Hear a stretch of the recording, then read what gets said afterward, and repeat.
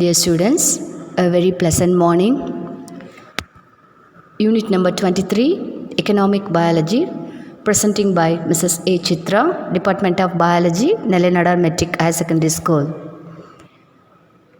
The gift of nature is almost unlimited, and thus a variety of useful products are obtained from plants. Economic uses of plants are varied, and therefore the scope of improvement and their cultivation is immense. Floriculture and horticulture have gained considerable public attraction. Let us see elaborately in this session. First, let us see horticulture.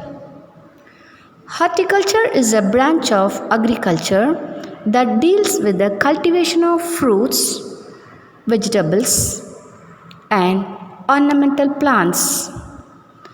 The word horticulture is derived from the Latin words hortus and colere. Hortus means garden and colere means to cultivate. Horticulture is both a science and an art of growing plants with improved growth, quality, yield, and with resistance to diseases, insects, stress, etc. There are four main classes of horticulture. They are pomology, olericulture, floriculture, and landscape gardening. Now let us see one by one. Pomology or fruit farming. The term pomology is derived from the Latin word pomum and logi. Pomum means fruit and logi means study. It deals with development, enhancement of fruit quality, cultivation techniques, regulation of production periods, and reduction of production cost of fruits. The next one, olericulture or vegetable farming. Olericulture is the science of growing vegetables. Vegetable farming can be classified into kitchen or nutrition gardening, commercial gardening, and vegetable forcing. Kitchen gardening is growing of vegetables in small scale at household. You got it? Kitchen gardening means growing vegetables in small scale. But commercial gardening, what is commercial gardening? It is the production of vegetables in large scale to be sold in markets. Vegetable forcing. It is a method of growing vegetables in buildings, greenhouses, cold farms, or under other artificial growing conditions.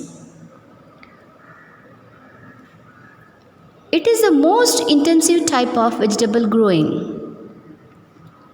Greenhouse or polyhouse. It is a framed structure covered with transparent material to grow crops under partially or fully controlled environmental conditions to get optimum growth and productivity. It is the fastest growing sector in the agriculture worldwide. The following are the advantages of greenhouse. Disease-free plants can be produced continuously. Water requirement is less. Yield is very high. Limited pesticide is required. It protects the plant from uncertain weathers. The next one is the floriculture or flower farming. Floriculture is the art of cultivation of flowering and ornamental plants in garden for beauty or floricity.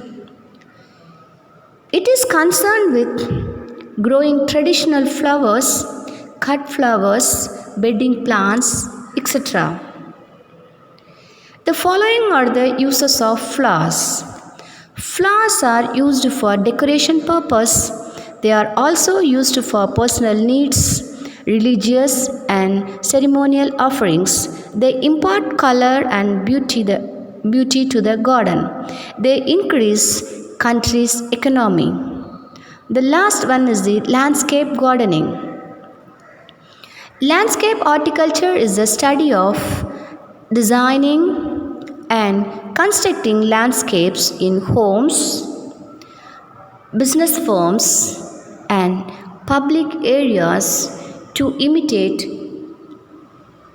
natural scenery.